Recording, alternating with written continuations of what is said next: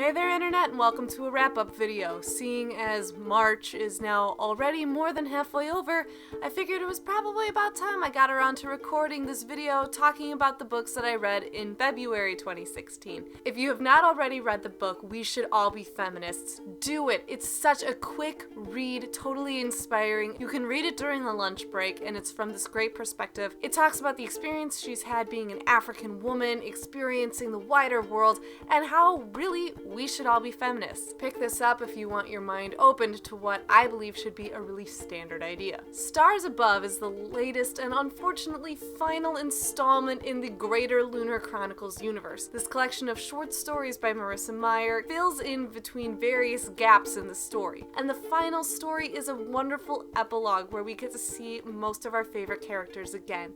If you are a lunatic like me, pick this one up, though I'm sure if you are a lunatic, you've probably read this already. Jacoby is a sort of story that was pitched to me as Doctor Who meets Sherlock. This is a story of a young woman who moves to what is like a historic New York and becomes the assistant to this private detective, except he has this uncanny ability to see things that others can't, specifically paranormal things. This makes being his assistant that much more challenging on top of all of his already interesting quirks. It's the first book in a series, so if you like it, there's plenty more where that came from. I am embarrassed to say that in my many years as an English major, I never read A Midsummer Night's Dream before now, especially since I helped direct a play that was a retelling of this story. Seeing as spring is finally coming upon us, I wanted something a little light, a little bit fantastical, and what better way to do that than fairies and star-crossed lovers who end up falling for all the wrong people. It's adorable, it's cute, it's one of Shakespeare's more famous comedies, and it's a really just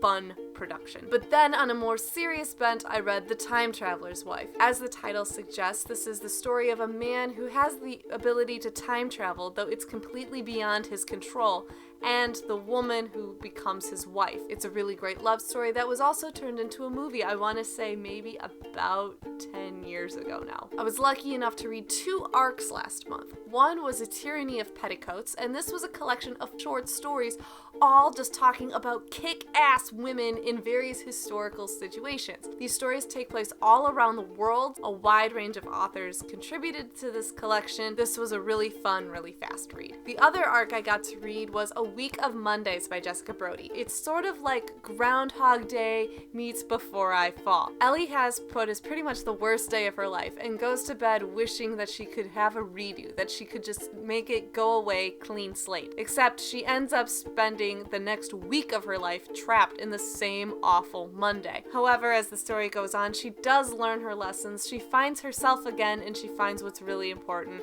and how the things that actually matter have been right in front of her this whole time. I can't wait until August when this book finally comes out so I can share it with my students and just people who are in need of a feel-good pick-me-up kind of story. And finally, audiobooks. I listened to 2 books in February. One was The Age of Miracles, which was a sort of science-y fiction kind of story. The idea is about what if the rotation of the Earth slowed down? How would people and the world and the greater planet at large be affected? This was a very sort of melancholy, raw story. It doesn't hide from the downsides of things. There's no sugarcoating it, but it's told from the perspective of a 12-year-old girl. The second book I listened to was Very Valentine, the story of an Italian-American woman living in New York who is passionate about making shoes. She's an apprentice in her grandmother's shop, but when it turns out that business isn't doing so well, she's determined to save it, otherwise she might have to move to the dreaded suburbs. So that was it for February. I had quite a lot of variety. My reading in March has been significantly slower, but I'm trying to make my reading